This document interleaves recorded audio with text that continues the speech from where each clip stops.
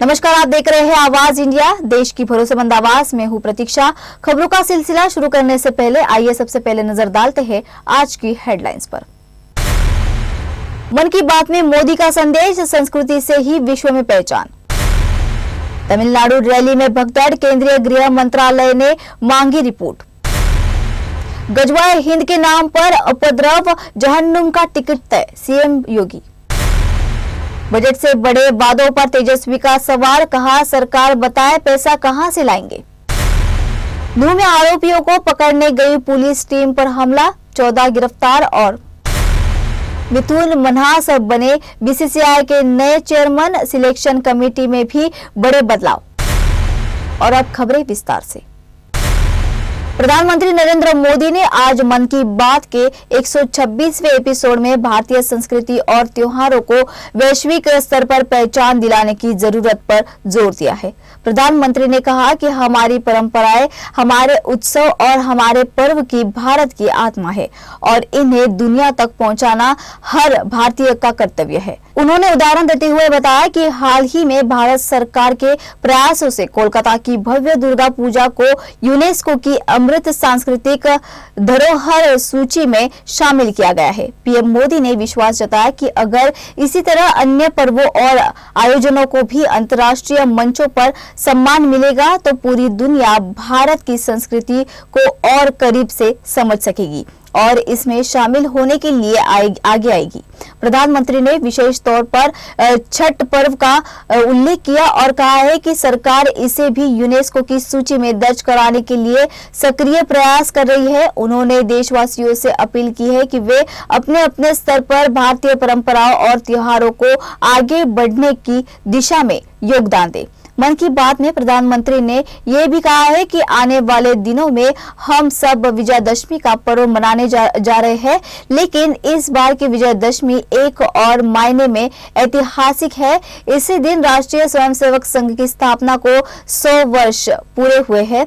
उन्होंने कहा कि एक शताब्दी की यह यात्रा जितनी अद्भुत है उतनी ही प्रेरक भी है।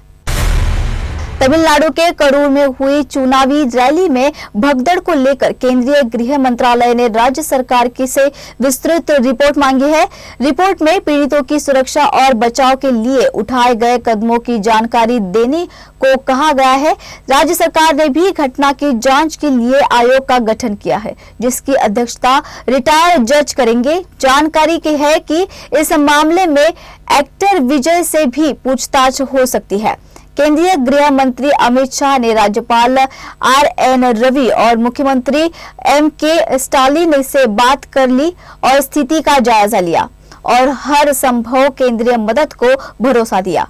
अमित शाह ने मृतकों के परिवारों के प्रति संवेदना जताते हुए घायलों के शीघ्र स्वस्थ होने की कामना की है। रक्षा मंत्री राजनाथ सिंह ने भी इस दुखद हादसे पर गहरा शोक व्यक्त किया है। कांग्रेस नेता मल्लिकार्जुन खड़गे और राहुल गांधी ने भी मृतकों के परिवारों के प्रति संवेदनाएं जताई।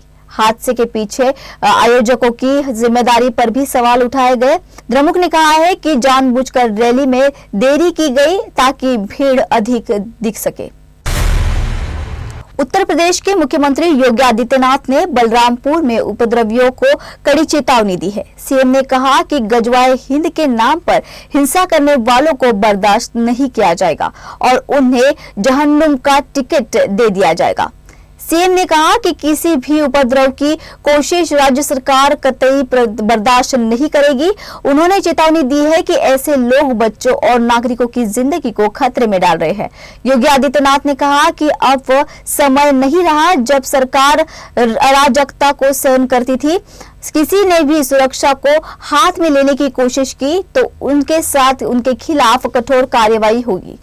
उसके पहले सीएम ने देवी पाटन मंदिर में पूजा अर्चना की और 124 विकास परियोजनाओं की सौगात दी। उन्होंने नवरात्रि मेले की तैयारियों का भी जायजा लिया। सीएम योगी ने गौशाला जाकर गायों को गुड़ और चारा खिलाया और मंदिर परिसर की व्यवस्थाओं का निरीक्षण किया। बलरामपुर में इस खुली चेतावनी के बाद राज्य में सुरक्षा व्यवस्था और कड़ी हो गई है। योगी सरकार साफ कर चुकी है कि कोई भी हिंसक कदम बर्दाश्त नहीं किया जाएगा।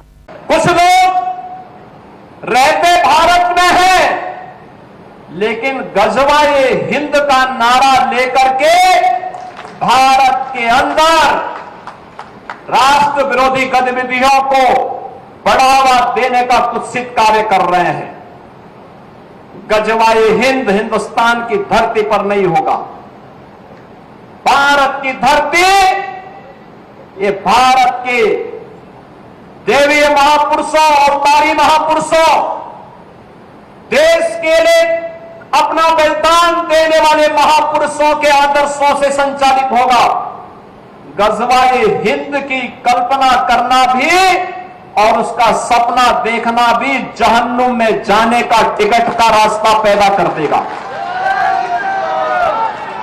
अगर किसी को जहन्नुम में जाना हो तो गजवाए हिंद के नाम पर अराजकता पैदा करने का कुत्सित प्रयास करें। और छद्म रूप में जो लोग इस प्रकार की गतिविधियों में लिप्त हैं, वे भी कान खोल करके सुन लें। देर सवेर छांगुर जैसे हाल तो उनके भी होने ही हैं। आपने देखा होगा, यही है ये कानूनियों का हाल। कैसे छद्म रूप से लोगों में भ्रम पैदा हो। जलालुद्दीन ने अपना उपनाम रख दिया था छांगुर बाबा, जिससे हिंदू भ्रम में रहे, समाज की आंखों में धूल झोंक लेगा। लेकिन पापी कितना भी अपने पाप को छुपाने का प्रयास करेगा, उसका पाप का समय तो पाप का घड़ा भरना ही भरना है, और पाप का घड़ा भरेगा इस धरती माता उसको कभी बर्दाश्त नहीं कर पाएगी। और छांगुर जैसे दुष्कर्मियों और राष्ट्रद्रोही तत्वों के द्वारा छद्म रूप से यही कार्य बलरामपुर की धरती से करने का प्रयास हो रहा था। हमें सतर्क होना होगा। जो लोग हिंदुस्तान की धरती पर रह करके भारत विरोधी गतिविधियों में लिप्त हैं, हिंदू विरोधी गतिविधियों में लिप्त हैं, हमें ऐसे कानूनियों से सतर्क रहना होगा। उन्हें सख्ती से जवाब देना होगा। स्थानीय प्रशासन और पुलिस को इसके प्रति सजग करना होगा और समय समय पर इनकी गतिविधियों के बारे में शासन को अवगत कराना होगा, जिससे समय रहते इनकी नाजायज गतिविधियों पर सरकार पूरी तरह नकेल कस सके। नेता प्रतिपक्ष तेजस्वी यादव ने मुख्यमंत्री नीतीश कुमार पर निशाना साधते हुए कहा है कि बिहार सरकार की घोषणाएं बजट से कई गुना ज्यादा है। उन्होंने सवाल उठाया है कि राज्य के 3.5 लाख करोड़ के बजट में इन वादों को कैसे पूरा किया जा सके। तेजस्वी ने याद दिलाया है कि जब वे नौकरी देने की बात करते थे तब नीतीश पूछते थे कि पैसा कहां से लाओगे। अब वही सवाल वे मुख्यमंत्री से पूछ रहे हैं। तेजस्वी यादव ने कहा है कि जनता को पारदर्शिता के साथ ये जानने का हक है कि सरकार अपने वादे कैसे पूरे करेगी। उन्होंने नीतीश कुमार को डिबेट की खुली चुनौती दी। तेजस्वी ने कहा है कि यदि सरकार के पास कोई स्पष्ट योजना है तो वह जनता के सामने रखे। उन्होंने आरोप लगाया है कि वादे महज राजनीतिक हथकंडा है और उनका ठोस कोई आधार नहीं है। इस मुद्दे पर सियासी गर्माहट तेज होती दिख रही है। 7 लाख करोड़ से भी अधिक की जो है बातें आपने कर दी है। तो पहला सवाल तो जो बुद्धिजीवी जो लोग हैं बिहार में, बहुत बड़े बड़े विद्वान मीडिया के लोग हैं, ये सवाल तो जायज़ है कि भाई ये पैसा कहाँ से आएगा, बिहार का रेवेन्यू जनरेशन क्या है, और मुख्यमंत्री जी आप अपना रेवेन्यू जनरेशन का विजन बताइए कि how will you generate money.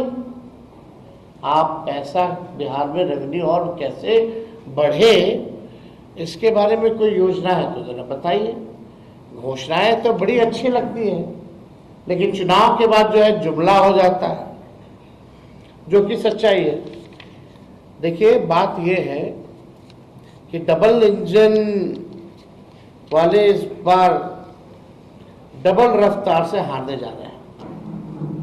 ये डर है, ये जो घोषणाएं जो की जा रही है, ये डर है कैसे पूरा कीजिएगा। ये सवाल हम नेता विरोधी दल के नाते हम पूछ रहे हैं। नूह से बड़ी खबर सामने आई है। पंजाब से चोरी की गई गाड़ी पकड़ने गई नूह पुलिस टीम पर इंदाना गांव में हमला किया गया। आरोपियों ने पुलिस पर पथराव किया, जिससे एक पुलिस गाड़ी क्षतिग्रस्त हो गई और कुछ पुलिसकर्मी मामूली रूप से घायल हुए हैं। पुलिस ने मौके पर तुरंत कार्रवाई करते हुए 3 महिलाओं समेत कुल 14 आरोपियों को हिरासत में ले लिया है। पुलिस के अनुसार इस हमले में पूर्व पार्षद आजाद और उनके साथी शहीद और शाहरुख भी शामिल थे। ये सभी पंजाब से चोरी हुई कार में संदिग्ध पाए गए हैं। घटना की गंभीरता को देखते हुए पुन्हाना, बिछौर, पिनगवा इस समेत आसपास के थानों से भारी पुलिस बल मौके पर पहुंचा और स्थिति को नियंत्रण में किया गया। पुलिस ने बताया कि घटना के दौरान फायरिंग भी हुई थी। अधिकारियों ने कहा कि हिरासत में लिए गए सभी आरोपियों से पूछताछ जारी है और इस मामले में कानूनी कार्रवाई शुरू की गई है। बिछौर थाना प्रभारी जसबीर ने पुष्टि की कि पुलिस टीम पूरी तरह से मामले की जांच कर रही है।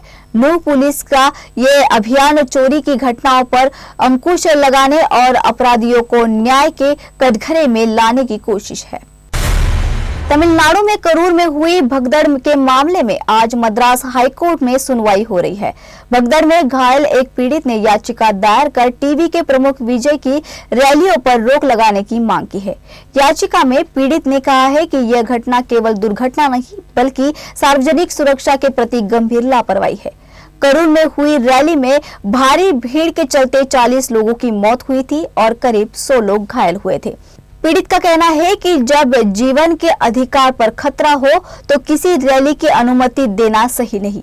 इस मामले में पुलिस ने टीवी के महासचिव एम आनंद समेत पार्टी के शीर्ष नेताओं के खिलाफ एफआईआर दर्ज की है। मुख्यमंत्री एम.के. स्टालिन ने न्यायिक जांच के आदेश भी दिए हैं।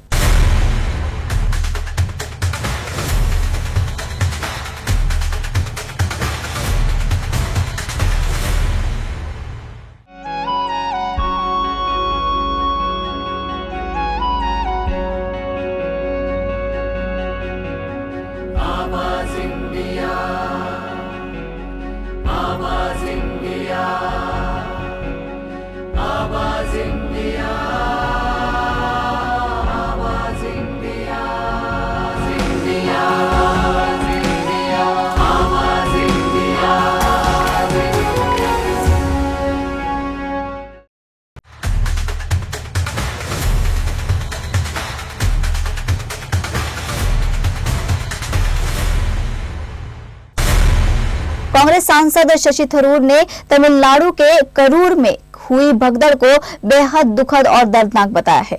उन्होंने कहा है कि हमारे देश में भीड़ प्रबंधन में कई कमियां हैं और हर साल इस तरह की घटनाएं होती रहती है। थरूर ने बंगलुरु की घटना का भी जिक्र करते हुए कहा है कि बच्चों की मौत सुनकर दिल टूट जाता है।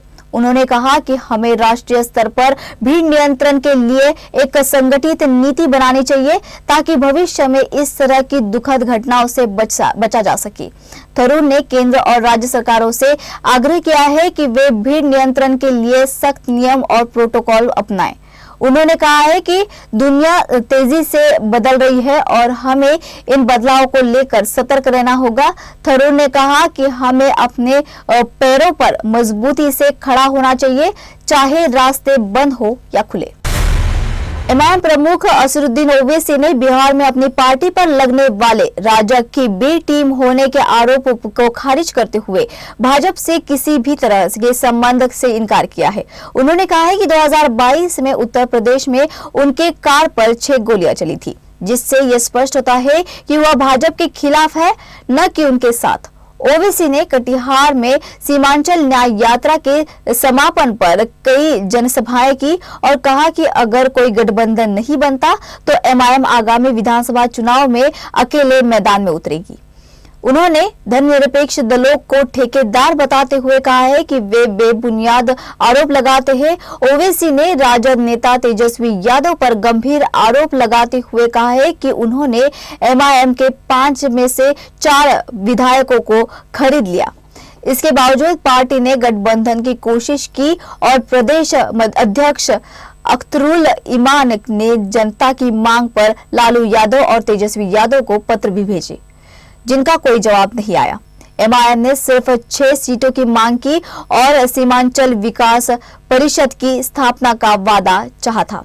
मंत्री पद की कोई शर्त नहीं थी। ओवैसी ने गठबंधन न होने पर अफसोस जताते हुए कहा कि बाघ कभी झुंड बनाकर नहीं चलता।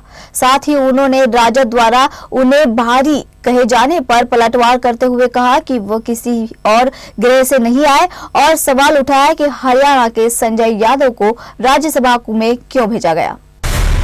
मराठवाड़ा में लगातार हो रही भारी बारिश से जनजीवन अस्त व्यस्त हो गया है। कई घरों में पानी घुस चुका है, खेत और फसलें बर्बाद हो गई है। हालात ऐसे हैं कि प्रशासन को लोगों को सुरक्षित ठिकानों पर शिफ्ट करना पड़ रहा है। मुख्यमंत्री देवेंद्र फडणवीस ने हालात की समीक्षा की और जिलाधिकारियों को सख्त निर्देश दिए हैं। उन्होंने कहा है कि निचले इलाकों में तुरंत लोगों को बाहर निकाला जाए और मदद तुरंत हर प्रभावित तक पहुंचाई जाए।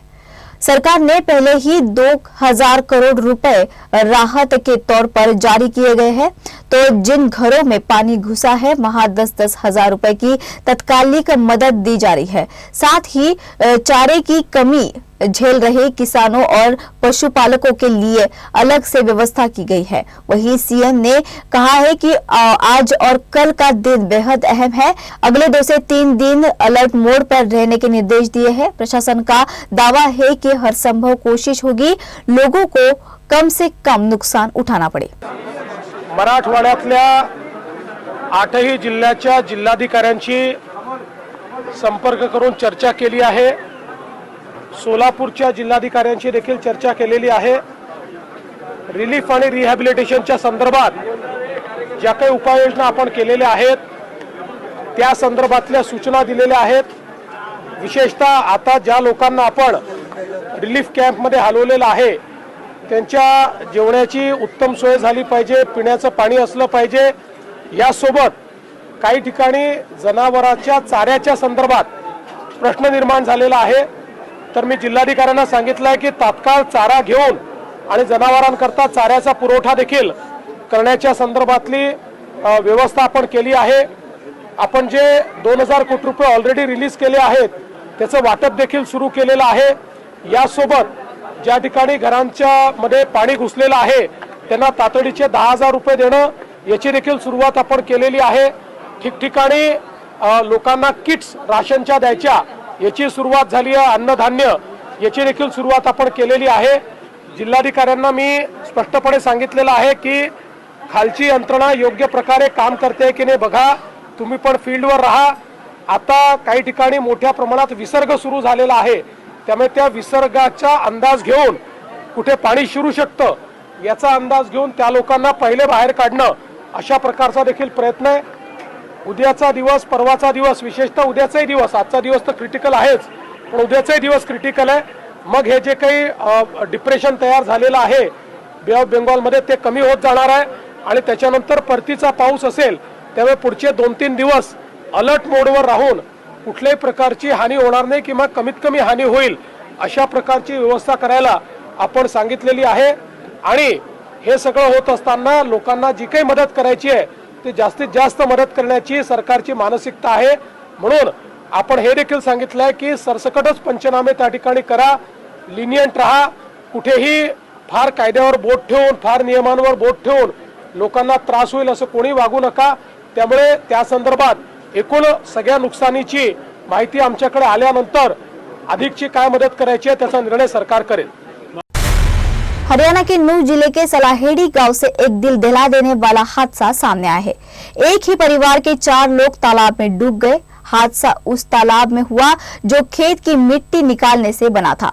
जानकारी के मुताबिक 2 महिलाएं मतलब कि एक जमशीदा और मकीना अपनी 12-13 साल की बेटियां सोफिया और सुमैया के साथ कपड़े धोने तालाब गई थी। बच्चियां तालाब में नहाने गई थी लेकिन गहराई का अंदाजा नहीं होने की वजह से डूबने लगी। उन्हें बचाने के लिए दोनों महिलाएं भी तालाब में कूद पड़ी और चारों डूब गए। शाम 5:30 बजे ग्रामीण महिलाओं ने तालाब किनारे कपड़े और तैरती चप्पल देखी और तुरंत लोगों को सूचना दी।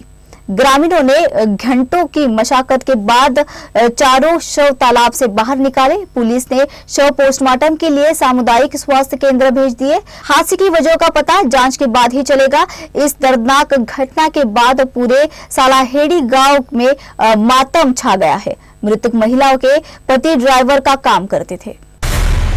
दिल्ली में मॉर्निंग वॉक के लिए निकले कांग्रेस नेता को गोली मारकर उनकी हत्या कर दी गई है।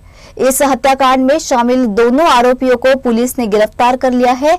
दोनों की गिरफ्तारी दिल्ली के बवाना इलाके में हुई है। राजधानी दिल्ली मालवीय नगर की वो सर्द रात जब गोलियों की तड़तड़ाहट से पूरा इलाका दहल उठा। कांग्रेस नेता लखपत कटारिया को बदमाशों ने सरेआम गोलियों से भून डाला। वारदात इतनी तेज और खौफनाक थी कि लोगों में अफरा तफरी मच गई। गोलियों की गूंज से उठे सवालों का जवाब ढूंढ रही थी दिल्ली पुलिस और अब 3 दिन बाद पुलिस ने बड़ी कार्रवाई करते हुए इस सनसनीखेज मर्डर केस के 2 आरोपियों को गिरफ्तार कर लिया है। पुलिस का कहना है कि पकड़े गए दोनों हमलावरों में से एक ट्रक ड्राइवर है।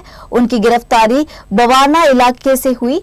तो शुरुआती जांच में सामने आया है कि कांग्रेस नेता लखपत कटारिया की हत्या किसी गैंगवार या सुपारी किलिंग का हिस्सा नहीं थी, बल्कि ये एक पुरानी रंजिश का बदला था।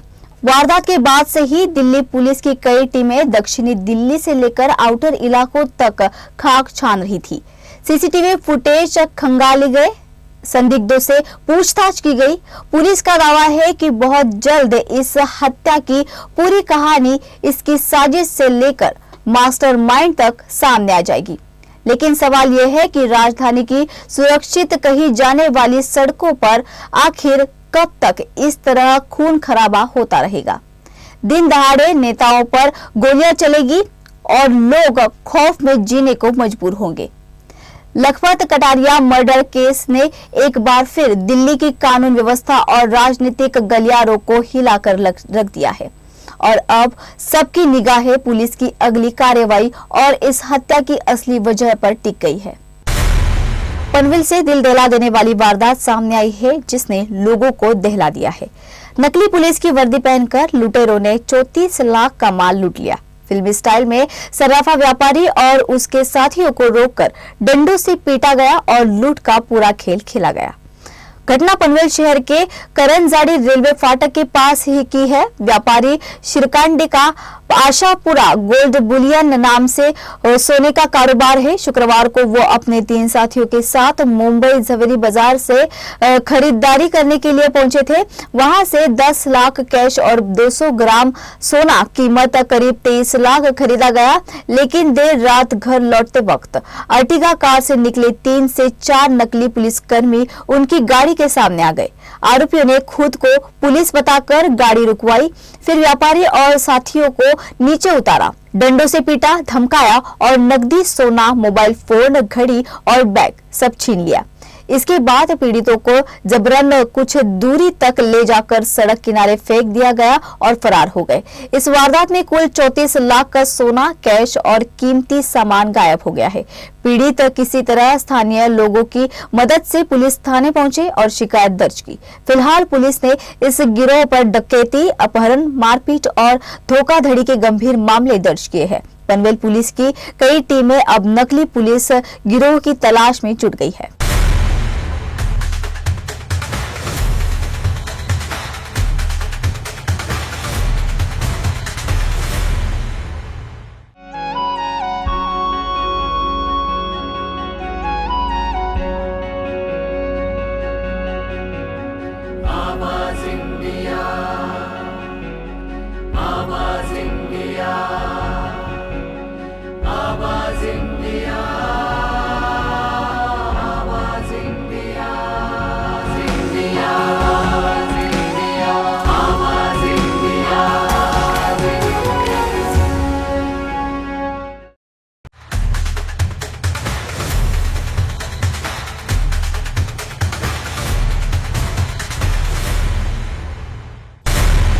मुंबई से बड़ी खबर आ रही है। भारतीय क्रिकेट कंट्रोल बोर्ड यानी बीसीसीआई ने 94वीं वार्षिक आम बैठक यानी एजीएम में आज नए चेयरमैन का ऐलान किया है। रोजर बिन्नी का बीसीसीआई बॉस के तौर पर कार्यकाल अब समाप्त हो गया है। इस बीच राजीव शुक्ला ने कार्यकारी अध्यक्ष के रूप में बोर्ड का नेतृत्व किया था, लेकिन अब इस महत्वपूर्ण कुर्सी पर बैठे हैं पूर्व क्रिकेटर मिथुन मन्हास, जो बीसीसीआई के नए चेयरमैन बन गए हैं। सिर्फ चेयरमैन का बदलाव ही नहीं हुआ, बल्कि सिलेक्शन कमेटी में भी बड़े बदलाव किए गए हैं। पूर्व भारतीय क्रिकेटर प्रज्ञान ओझा और आरपी सिंह को चयन पैनल में शामिल किया गया है। इस बदलाव का सीधा असर टीम के चयन और भविष्य की रणनीतियों पर देखने को मिलेगा। बीसीसीआई की एजीएम में लिए गए इन फैसलों से भारतीय क्रिकेट के ढांचे और संचालन में नया मोड़ आने की संभावना है। मिथुन मन्हास के नेतृत्व में बोर्ड की नीति और चयन प्रक्रियाओं में किसी तरह का बदलाव आता है, यह अब सभी क्रिकेट प्रेमियों की नजरों में रहेगा। आज क्रिकेट के मैदान पर एक यादगार पल देखने को मिला। शारजाह क्रिकेट स्टेडियम में खेले गए T20 मुकाबले में नेपाल ने वेस्टइंडीज को 19 रनों से हराकर पूरी दुनिया को चौंका दिया। नेपाल ने टॉस हारने के बावजूद पहले बैटिंग करते हुए 8 विकेट पर 148 रन बनाए। वेस्टइंडीज की टीम ने 20 ओवर में 9 विकेट खोकर 129 रन बनाए, लेकिन नेपाल की शानदार गेंदबाजी और जोरदार टीम परफॉर्मेंस के आगे वे टिक नहीं पाए। ये जीत नेपाल के लिए बेहद खास रही, क्योंकि ये किसी भी फुल मेंबर टीम के खिलाफ उनका इंटरनेशनल क्रिकेट में पहली जीत थी। विशेष रूप से ध्यान देने वाली बात यह है कि नेपाल एशिया कप 2025 के लिए क्वालिफाई नहीं कर पाया था, लेकिन T20 में 2 बार भी की विश्व चैंपियन वेस्टइंडीज को हराकर उन्होंने साबित कर दिया है कि छोटे क्रिकेट देशों में भी बड़ी क्षमताएं हैं। नेपाल के इस प्रदर्शन से न केवल उनके फैंस बल्कि पूरी क्रिकेट दुनिया में उत्साह की लहर है। टीम की जीत को लेकर सोशल मीडिया पर भी जमकर तारीफें हो रही है। आज का ये मुकाबला साबित करता है कि क्रिकेट में कभी भी कोई छोटा या बड़ा नहीं होता, जब तक मैदान पर खिलाड़ी अपने हुनर का प्रदर्शन कर रहे हो। महाराष्ट्र समेत मुंबई में कल रात से शुरू हुई बारिश ने एक बार फिर से मुंबईकरों की चिंता को बढ़ा दिया है। आईएमडी विभाग मुंबई, ठाणे, पालघर, रायगढ़ जिलों पे रेड अलर्ट जारी किया है। ट्रेन की यातायात ठप है। बीएमसी ने नागरिकों से अति जरूरी होने पर ही घर से निकलने की अपील की है। सेंट्रल की ट्रेन 25 से 30 मिनट की देरी तक चल रही है, तो ट्रैफिक की समस्या भी बनी हुई है। आईएमडी विभाग ने नागरिकों से आने वाले 2 दिन सतर्क रहने को कहा है। समुद्र से दूरी बनाने की अपील की है। समुद्र का पानी रोड तक भरा हुआ है। समुद्र में ऊंची लहरें दिख रही है। मराठवाड़ा एक बार फिर से सरकार के लिए परेशानी का सबब बन रहा है। तो आईएमडी विभाग के अनुसार मराठवाड़ा में एक बार फिर से बाढ़ और बिजली गिरने की संभावना है। हालांकि आपातकालीन विभाग इस समस्या से निपटने के लिए पूरी तरह तैयार है। वियतनाम में बोलोई तूफान के कारण मध्य और उत्तरी प्रांतों से हजारों लोगों को सुरक्षित स्थानों पर पहुंचाया गया है।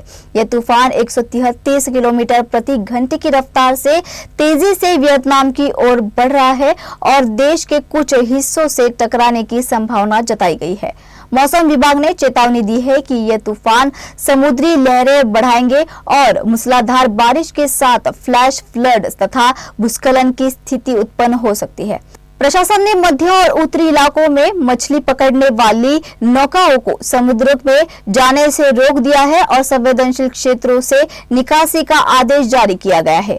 दा नांग शहर में 2,10,000 से अधिक लोगों को सुरक्षित स्थानों पर भेजने की योजना की है, जबकि ह्यू शहर में 32,000 तटीय निवासियों की सुरक्षा सुनिश्चित की जा रही है। इसके अलावा दा नांग अंतर्राष्ट्रीय हवाई अड्डे समेत 4 तटीय हवाई अड्डों पर उड़ानें निलंबित कर दी गई है। क्वांग त्रि प्रांत में तूफान की वजह से एक मछली पकड़ने वाली नाव डूब गई। अब तक 8 लोगों को बचाया जा चुका है, लेकिन 3 मछुआरों की तलाश जारी है। मौसम विशेषज्ञों ने 1 अक्टूबर तक जारी बारिश की चेतावनी जारी की है, जिससे बाढ़ और भूस्खलन का खतरा और बढ़ सकता है, खासकर उत्तरी और मध्य वियतनाम के क्षेत्रों में। तो आवाज समाचार में आज के लिए बस इतना ही। आपसे होगी फिर मुलाकात, तब तक के लिए नमस्कार।